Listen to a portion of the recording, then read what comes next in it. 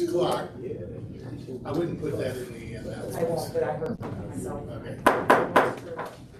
Let's call to order the special board meeting for Fort Zumwalt School District. If you would stand please for the Pledge of Allegiance.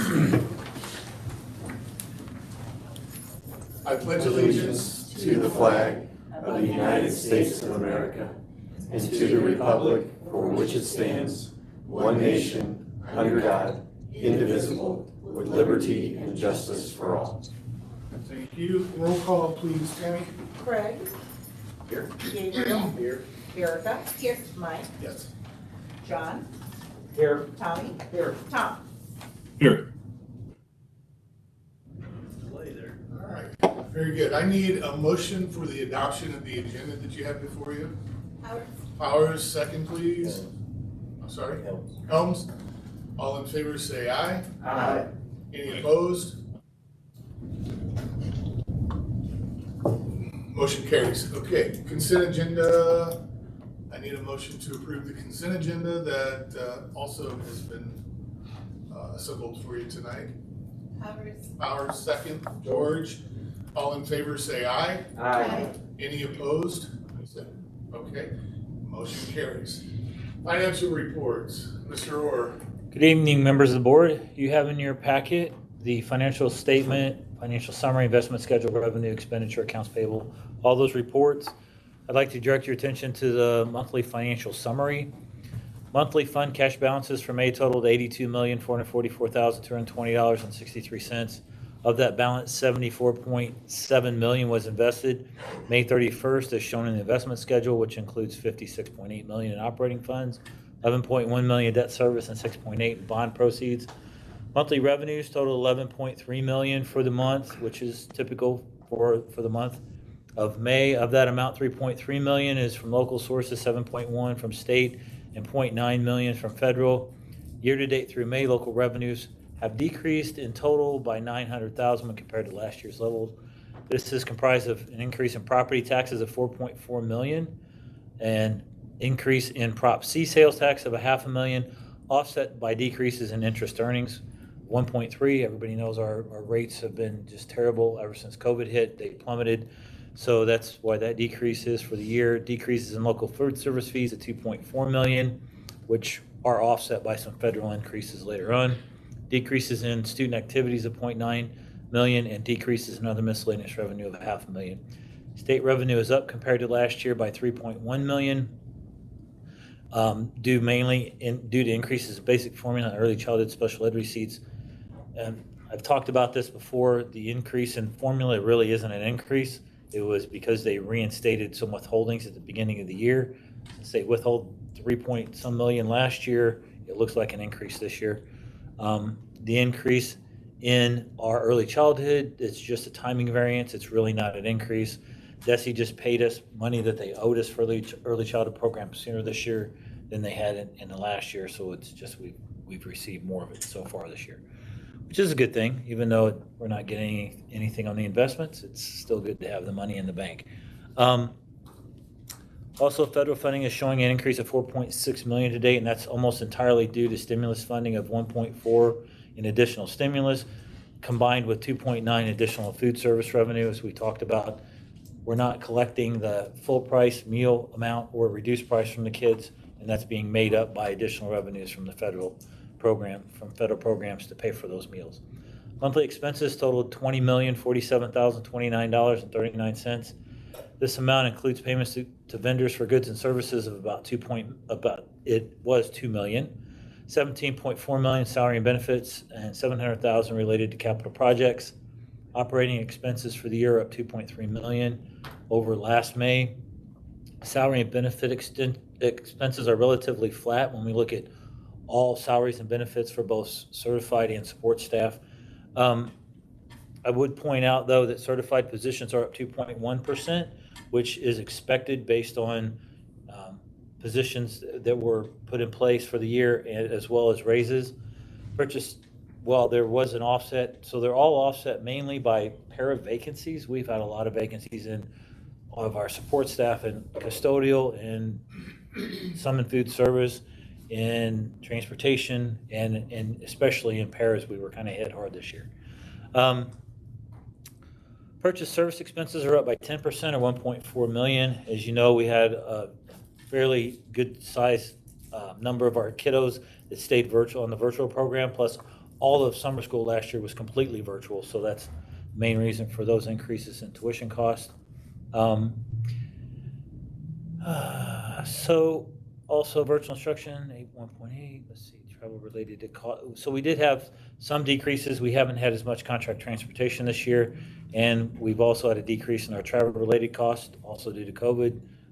Our teams for student activities weren't traveling as much, and also none of our staff are going to conferences or any of that stuff. So supply costs were also higher across many categories by $800,000, and we had as you know, we had a large purchase of protective equipment, extra cleaning and sanitizing supplies, and we had to do some additional technology purchases to support the kids on the virtual program and just different platforms. So does anybody have any questions about the financial reports? Any questions for Mr. Orr regarding the financial presentation? If there are none, I need a motion to approve the report as presented. For approval as presented. Callahan, second please. Powers. Powers, all in favor say aye. Aye. Any opposed say no. Motion carries. Old business. Mr. Orr. The old business would be the adoption of the 21-22 district budget. In your packet, you also have a hard copy now, but you've had the updated version of this since last week. Very little has changed, as there are a few numbers here and there that I had to add some expenses and tweak a few revenues, but nothing significant in any area in particular. So just to summarize, right now our original budget is projecting a total ending fund balance of $59.7 million for all funds, and an operating fund balance of $35.7 million or 15.9%, which is just the general and teacher funds combined. This does represent an increase in operating balance or surplus of $6.9 million for which is being projected next year. Revenues for the original budget are projected to be in total $264.2 million, with operating revenues of $224.8, and total expenses are projected to be $257.4 million for all funds, and operating expenses of $231.8 million. Before the ink was even dry on this, we got a letter from the state auditor's office saying that there was a court ruling from the appellate court that when we passed our tax levy back in 2016, they found it unconstitutional the way that they were applying the current state law, even though they had signed off and everything was in compliance at that time. And they're telling us that we're going to be forced to roll our rate back another almost 10 cents this next year, which is going to force us to lose about $2.6 million that is currently included in this budget. So we haven't heard of any other districts in the area that have gotten this letter yet, but I've reached out to the state auditor's office. They say it is valid. It's a valid letter. And I don't know of any recourse that we have right now other than to do what they say to be in compliance with their forms when we do our calculation this fall. So what that will do is take us from the $35.7 million or 15.9% operating balances down to, I think, headed around, I'm estimating about 14.7 is what I'm estimating that to be, or a $4.1 million surplus instead of the 6.9. So it's just like we can't seem to catch a break. I know also, I don't know if you've heard, the governor has communicated that there might be some additional withholdings, which for us would be in the transportation area and could be another 200,000, but it's a little early to tell on that because, I think they're doing a special session and those funds might be released. So that's not a huge impact, but this $2.7 million hit is a big deal. So just wanted you guys to be aware of that. I need to make it clear that the auditor is saying that everyone that passed a tax levy after 2008 right, is going to be caught in this lawsuit, or this decision. So yeah, it doesn't look like there's any options. We'll check it out, make sure that there is no recourse. If there isn't, we'll have to roll our levy back an additional 10 cents. And the other school districts that have passed tax levies will be rolling their levies back additional as well. It had to do with the calculation of the levy. A citizen brought a lawsuit about how the levy was established after passing tax increase, and they lost, I think, in the circuit court and then appealed it, and now they've won at this point. So it's not good news for us. So we will continue to look at it and see if there's any recourse. And you know, we're recommending this budget that you saw at the last board meeting. We're recommending that this evening. If, in fact, we do have to go ahead with this direction from the auditor, you know, Jeff will make an adjustment in the December revision. Right. So we'll keep you informed. It's We don't set our levy until Until the September, time. so I won't really know. It'll become a little more in focus as to what the amount will be at that time when we get our numbers from the county assessor's office and we run our numbers through the state auditor's forms again and see where we stand with everything. But Mr. Emmons, you had a question? It's the only concern we have that we're gonna have to roll it back. Jeff, we don't pick up any concerns about revenues already collected, do we? no, I actually asked that question and they said that this is the only thing is we have, they're giving us a new starting place, which is forcing the current estimated calculation of the next year's levy to roll back farther. But they said we don't have to do anything with recouping or paying any money back or anything of that nature. It's just giving us a new starting place where our levy is, which is 10 cents less than I had originally projected it to be based on running the numbers through the form. Any other questions? Comments? If not, I need a motion to approve the adoption of the 21-22 district budget. Powers, second. George, all in favor say aye. Aye. Opposed say no. Motion carries. New business. Dr. DeBrey. all right. First item under new business, Paul Myers is in charge of policy development for the school district, and he has distributed recommended policies to you. I'll turn it over to him and let him make any comments he wants. Okay, thank you, Dr. Bray. Members of the board, you have had the final quarterly packet for the past month or so. No changes from that initial draft that you received.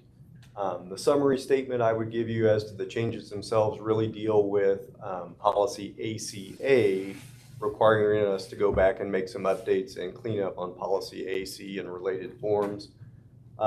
The majority of the rest of it is related to legal changes that we are kind of putting into place now that MSBA has issued their model policies. So nothing other than that that's really remarkable. So I'm happy to answer any questions that we've not already previously discussed, but otherwise I'd ask for your approval for that packet review. Any questions for Dr. Myers regarding policy development? None? All right, I need a motion to approve the policy changes and development that has been presented. Mr. Moore, second. Mr. Callahan. All in favor say aye. Aye. Opposed say no. Motion carries. Next item. Thank you. Very good. Next item is our insurance benefit renewal information. Eileen Bresnahan, our coordinator of benefits, is here, and she's going to answer any questions you might have and make the recommendation for some of the better benefits around, I think. So she does a great job. Members of the board, you'll have the memo from me in regards to our insurance updates and everything for this coming plan year. Our plan year is October through September, just a reminder. So the insurance, there's really not any huge changes, which is great. So our medical insurance, Aetna, we're not recommending any changes to our premium rates or anything like that. We'll have a slight increase to our stop loss reserve. But the admin fee itself is actually going to be guaranteed for 3 years with Aetna, as long as we remain with their pharmacy benefit manager and everything. So that will be locked in, as well as the stop loss will go up slightly this year. But otherwise, no changes to our plan, no changes to the deductible coverage, anything like that. We are going to incorporate a new program this year through Aetna. It's Prudent RX is the name of the company. They work with Aetna, and it is in regards to our specialty meds for our staff. So this will relieve the copay for our staff members while actually giving the school district the deeper discounts for these medications. So these are the specialty medications that are like injections, things like that. Currently, our staff pay a 20% copay for these, which can be up to $150 or $250 a month. These are very expensive medications, so they're typically capping out at that $150 or $250 because that's nowhere near the 20% of the cost typically. But this program will actually allow the school district to get the discount. So typically, employees would probably have this discount and not pay that $150. But now they're going to not pay anything at all still, so they won't see a difference. But the school will get the deep discounts now for these specialty medications. So it will give us a break in the pharmacy costs a little bit, projected about $500,000 hopefully, while also relieving our staff of these high copays that they have for these specialty meds.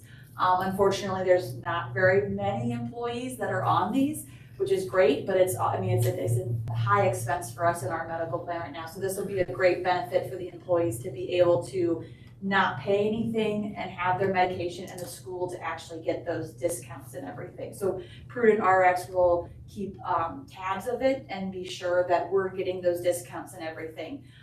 So we've kind of gone through a couple scenarios with them. So I'm confident that our staff will not have any issues with these. Once they get signed up for it, they do actually have to sign up for it, but they'll be able to get that zero copay now for those really expensive medications and everything. And the school wins too because we get those deep discounts finally. So ZoomCare, we're actually going into our 5th year, if you can believe it. So we are in our 4th year of our agreement with the 5-year agreement with them. So we'll have a slight increase with our per employee per month with them.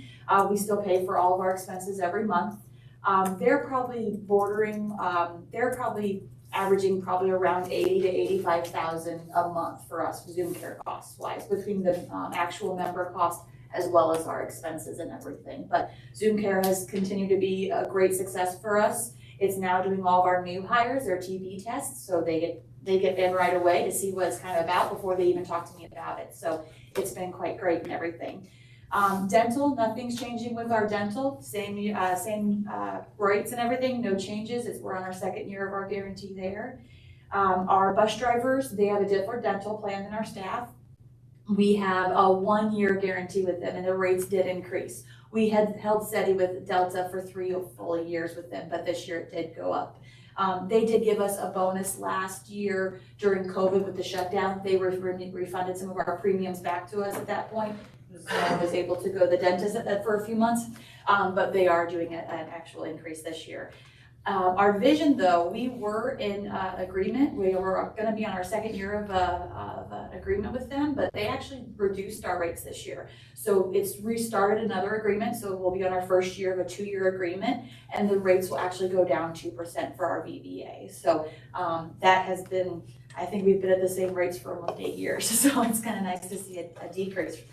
And our Sun Life Financial, we're in our 2nd year for all of our life insurance rates for our staff and everything, so that will remain the same. The bigger change that we're doing this year is our 457. So our employees can tax defer income into the 403B or the 457. But the 457 was and is currently, and through hopefully today, it will be approved through Vantage Credit Union. Right now, Vantage just has one stable asset fund for our employees to invest in. It's not a very, it's a guaranteed type fund, so you're guaranteed to have income coming in. But with us moving it, hopefully to Econ, it will mirror our 403B plan, and then our employees will be able to invest in the mutual funds similar to the 403B and be able to potentially gain more if they're investing in the 457. We also have a much easier enrollment process. And just overall employee satisfaction with Econ is much higher than Vantage has been. We don't have a ton of people in Vantage. Currently, we only have 3 employees contributing. So maybe it might go up, but if not, they'll have definitely more investment options. So we're hoping to move that over to Econ. And actually, Econ was doing a lot of the paperwork for Vantage anyway, so it was kind of a, kind of the same deal. So hopefully we'll move it to there, and then our employees will be able to invest a little bit easier if they want to do some tax deferrals. So those are so far, the changes that will be coming hopefully this year. Hopefully they'll be approved by you guys tonight. But if you have any questions, I'd be glad to answer. Board have any questions for Mrs. Bresnahan? I do. Mr. Helms? So the medication, so going back to the first bullet Yeah. point, does that include family as well as far as these high cost medications, or is it just the employee? No, it's anybody, any of our members on the plan, yeah, so if because honestly, a lot of our staff who actually carry their family on here, it's because they don't have any other option, or they need the great coverage that we have. So this will alleviate if they have children, family, spouses that need those medications. While the employee may be healthy as an ox, maybe the spouse isn't, and so they have these high drug costs. And it's hard to hear that from our employees who go, well, my drug is $150 a month. That's a lot for a lot of our employees. So a lot of, like you see the commercials, if you can't afford your medication, AstraZeneca can help. That's kind of what it is. So before, our members were getting those discounts and not having to pay, which is great for them, but the school was still having to pay the full cost. So this company comes in and kind of gets ahead of that. So we offer the same 0% for the employee or the member, whoever the medication's for, but then the school gets the discount instead. So that's what that program will help us to save that money. So it's a win-win for everybody. So. The program requires a plan change, and it only has a select number of drugs that are included in that pool. So it'll just be that like a separate tier that'll apply to just those drugs. So, but it's anybody that's in the plan that has that drug. So they'll get those savings, yeah. Any other questions? If there are none, we need a motion to approve the insurance renewal recommendation as presented. Mr. George, second. Mr. Helms, all in favor say aye. Aye. Any opposed, say no. Motion carries. Next item. Last item is the election of your board secretary and treasurer for the next year. Jeff Orr has, for the last several years, served as treasurer. Amy Green has served as secretary. Both are willing to continue in those roles if you so desire. Any discussion? If there is no discussion, then I need a motion to approve. I would take them separately, secretary and treasurer. To approve the election of the secretary of the board as Mrs. Green. So moved, as presented. Callahan, second. Helms, all in favor say aye. Aye. Any opposed, no. Now I need a motion to approve treasurer of the Board of Education as Mr. Orr. Helms, second. Powers, all in favor say aye. Aye. Any opposed, say no. Motion carries. That's it. Okay. Need a motion to adjourn? Powers, second. Callahan, all in favor say aye. Aye. Tom, thank you for being here. And you are adjourned.